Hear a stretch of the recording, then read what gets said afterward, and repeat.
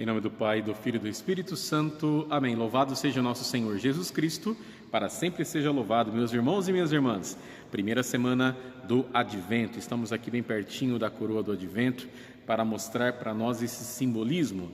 Essas 4 velas nos mostram o caminhar que nós vamos fazer durante essas 4 semanas para o nascimento do nosso Senhor Jesus, tá bem? Bem rapidamente, são 3 velas roxas, que são as cores litúrgicas nesse tempo, e essa róseo, que nós usamos no 3º domingo do Advento e também lá no tempo da Quaresma, no 4º domingo do tempo da Quaresma, nós usamos essa mesma cor, tá bom? Então, só para a gente compreender um pouquinho e termos essa simbologia para mostrar para nós o tempo que nós estamos celebrando, que é o tempo do Advento, ok? Estamos na primeira semana e eu te convido então para que nós possamos escutar o Evangelho. Está preparado? Abra o teu coração, abra os teus ouvidos, deixe com que a palavra de Deus toque em você. Escute a palavra de hoje. Mateus, capítulo 15, versículo de 29 a 37. O Senhor esteja convosco, Ele está no meio de nós. Proclamação do Evangelho de Jesus Cristo, segundo Mateus. Glória a vós, Senhor. Naquele tempo, Jesus foi para as margens do mar da Galileia, subiu a montanha e sentou-se. Numerosas multidões aproximaram-se dele, levando consigo coxos, aleijados, cegos, mudos e muitos outros doentes. Então os colocaram aos pés de Jesus, e ele os curou. O povo ficou admirado quando viu os mudos falando, os aleijados sendo curados, os coxos andando e os cegos enxergando. E glorificaram o Deus de Israel. Jesus chamou seus discípulos e disse: Tenham compaixão da multidão, porque já faz 3 dias que está comigo e nada tem para comer. Não quero mandá-los embora com fome, para que não desmaiem pelo caminho. Os discípulos disseram: Onde vamos buscar nesse deserto tantos pães para saciar tão grande multidão? Jesus perguntou: Quantos pães tendes? Eles responderam: 7 e alguns peixinhos.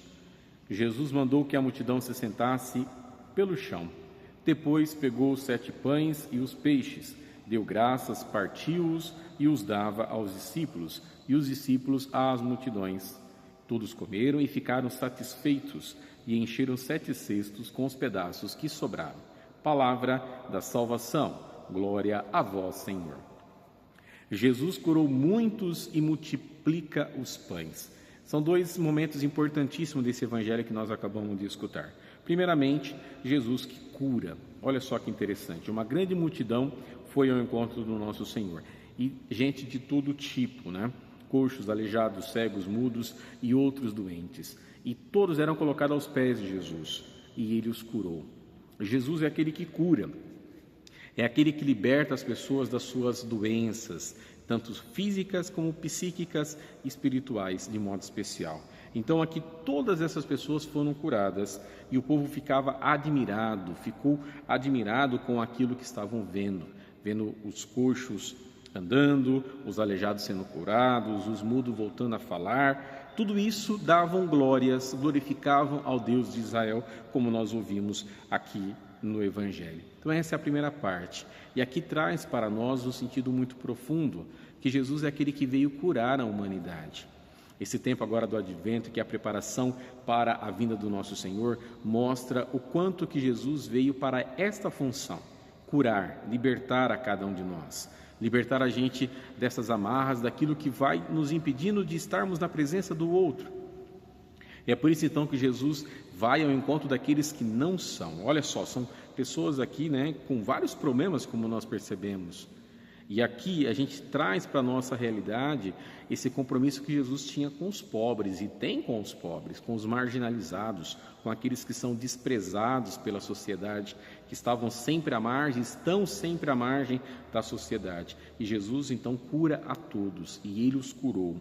Muita é essa realidade de cura que o nosso Senhor Jesus faz. E aí depois então vamos para a segunda parte do Evangelho de hoje. Vendo toda aquela multidão, Jesus tem compaixão. Aquilo que eu acabei de dizer para nós. Deus tem compaixão da humanidade, Ele envia o seu Filho Jesus para nos libertar. E aí, diante dessa compaixão, Jesus pergunta: se eles tinham alguma coisa para ofertar àquela multidão. E um deles responderam, né? Nós temos 7 pães e alguns peixinhos. Olha essa realidade, ou esse número que aqui nós temos, né? 7, o número da perfeição. Jesus pede então para que todos eles sentem, e ali Jesus vai multiplicar esses 7 pães e esses peixes. Dá graças, parte e dava aos discípulos para que eles distribuíssem às multidões. O que é isso aqui?